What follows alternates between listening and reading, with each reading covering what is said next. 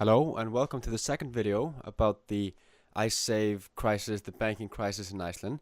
This video is going to go into the aftermath of the failure of the Icelandic banks and how the IceSave thing became such a huge problem. Alright, so one of the first things that I have to explain to you is that Iceland had been getting a lot of pressure from the IMF to finish this because the IMF was going to loan Iceland because the krona was almost worthless and we needed euros and pounds to be able to just buy food and gasoline. So we needed the loans to like kickstart the economy back. But the IMF said, no deal until you finish this IceSave thing. All right, so the Icelandic parliament agrees, all right, we'll pay the IceSave debt back, but, with certain provisions, we won't pay so much that, the economy will just fail and will lead us into bankruptcy and people will be dying and starving or whatever. So only a certain amount of the GDP can go into repaying the debt, but, a pretty big amount nonetheless.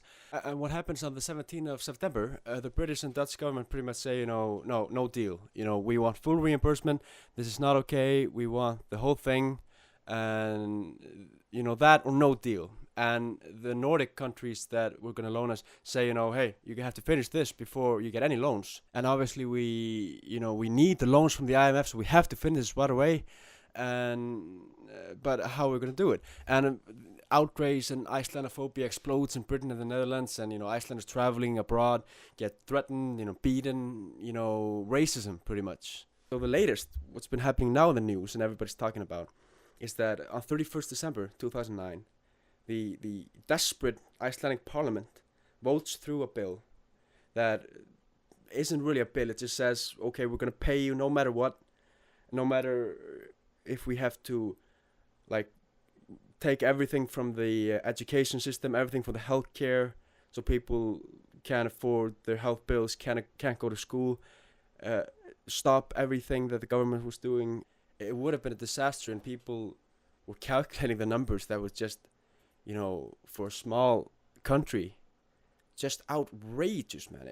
It's just mind-boggling the amount of money for such a small country, and extreme bitterness and rage, like in every Icelander, both towards the bankers and the greedy Icelanders that put us into this mess, but as well Dutch and British governments that seem to not understand that this is just pretty much an enslavement of the Icelandic people and the ruining of any possible future of the people here and their children and even the children's children, and pretty much turning Iceland into Ethiopia. So what happens, 25% of the Icelandic voters sign a petition to ask the president to veto the bill. That is in the constitution of Iceland. Is a right that he has. He can veto a bill, and 70% of the people were very much against it. Probably everybody was against it, but some thought that, we just have to give in. It was nothing else that we could do. But most of the people said that, it's death either way. It's death if we become an outcast financially, but it's also death if we agree to pay this. It's just, we can't, So on 5th of January 2010, President Ólafur Ragnar Grímsson vetoes the bill. And so now what's going to happen is the bill will go into referendum, and it will likely not be passed, but I don't know that. A lot of people are saying, we have to pay it. If we don't, we're not going to get any money, any credit, and there won't be food, and people will starve to death. We won't be able to buy gasoline for our boats, so we can't fish. We can't export because nobody wants to import from us because of this pressure that is coming from the British and the Dutch. And it almost seems like, bullying, if you will.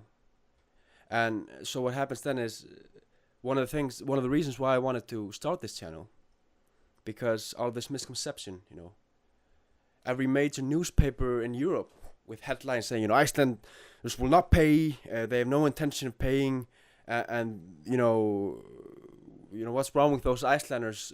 How greedy are they? Why can't they just pay it back? Which of course was not what the president did. What he said basically was, okay, I'm vetoing this bill. If this bill is not passed, then the old bill that is a little bit more reasonable and says, if we can't get bankrupt from this, and we will try and pay it in the best way we can. But if we just can't pay it, it will not lead to the death of the Icelandic nation. It's pretty much what he said. And just to put this in a little more perspective, the following day, this issue wasn't even mentioned once in the British Parliament. They didn't even talk about it. That the president of Iceland just vetoed the bill, which kind of shows like how important it really is for them. And it kind of like, at least for me, it looks like it's a stunt to get more votes or something, because it's not that much money for them. They're already putting a lot of money in their own banks, and this is just like a small cookie at the bottom of the jar. I hope this clears something up. I think even Icelandic people don't really understand this whole thing. Everybody was just living their lives normally, and then just one day, everything's over, man. It's Titanic. Jump off board. It's over. You can just forget it. God bless Iceland.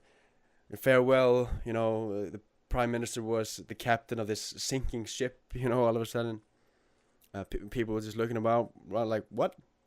Like, how did this happen, and why? Why didn't anybody do anything to stop this? And of course, the rage against like the Icelanders that actually put us into this mess, that were doing these ridiculous investments and just playing with the Icelandic economy. Let's just say they can't walk the streets of Iceland anymore. We hate them just as much as you do. And in fact, if I were to see one of them, I probably would. I don't want to talk about what I would probably do to him. So we'll save that for a later video. How to beat up a banker. But yeah, that's for a later time. So anyways, thank you for listening. If you have any questions, please leave them in the comments, or reply a video response. Maybe you can explain your side of it. Maybe you had money in the Icelandic banks and you feel like you're in a bit bad situation, and I understand that perfectly. If a bank would steal all my money, I would get pretty pissed. So this is a really difficult situation for everyone, and nobody's happy about it, except perhaps the ones that profited from that, and that was these Icelandic businessmen, and of course a lot of companies and banks that saw, okay, this can't go on forever, and put a lot of money, assured the Icelandic economy and the krona, because they knew this can't go on, this will fail. So a lot of people made a lot of money when Iceland failed, these ridiculous amounts. So the greed is the culprit of this, not the Icelandic people. They're not rich. They're not laughing their asses off with hands full of this easily gotten British and Dutch cash. They're poorer than ever, and most people can't even pay their houses anymore, and it's just terrible. Joblessness, people are losing their jobs, people are losing their homes, people can't afford to buy clothes, food even, and they're striping the healthcare, they're striping every kind of assistance and like money for people that need it. So it's gonna be a cold winter, and it's gonna be a very difficult year, and it has been. And then on top of all that, this whole thing. But thank you for listening, and I'll see you at a later time. Thank you.